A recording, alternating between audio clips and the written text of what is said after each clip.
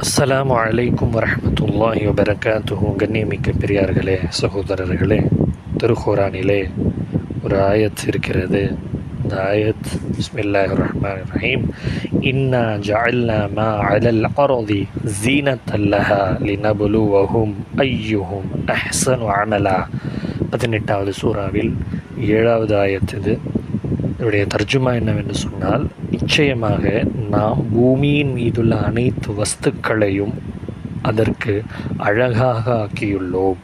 எதற்கெனில் நாம் அதன் மூலமாக எவர்கள் மிகுதமாக நல்லமல்கள் செய்கிறார்கள் என்று சோதிப்பதற்கே ஆகும் என்பது இதனுடைய தர்ஜுமா.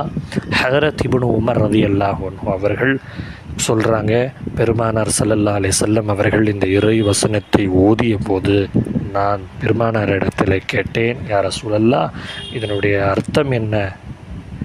இதன் மூலமாக அல்லாஹ் என்ன சொல்ல வரா என்று நான் கேட்டேன். பெருமானார் ஸல்லல்லாஹு அலைஹி வஸல்லம் சொன்னார்கள், இதன் மூலமாக அல்லாஹு தஆலா அதிக அறிவாளி யார், அதாவது யார் அறிவர்த்தமான பேச்சுக்களை ஏற்று நடக்கிறாங்க, யார் அல்லாஹ் விலக்கிய காரியத்தில் இருந்து விலகி அதிக பேணுதலாக இருக்காங்க, யார் அல்லாஹ்விற்கு வழிபடுவதில் துரிதம் காட்டுறாங்க என்று சோதிக்க நாடுகிறான் என்று பதில் சொன்னாங்க. ஹதரத் ஹசன் ரலியல்லாஹு அன்ஹு அவங்க சொல்கிறாங்க, உலகை விடுவதில் அதிக கடினமானவர் யார் என்பது தான் இங்கே சோதனையேன்னு சொன்னாங்க.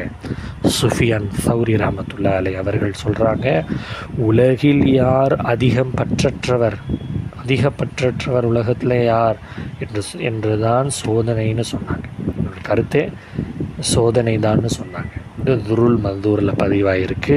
அதாவது உலக நியமத்துகளை, இந்த இன்பங்களை விட்டு யார் அதிக பொறுமையை கை கொள்கிறார் என்ற சோதனை தான் இங்கே கருத்து என்று பதில் சொன்னாங்க.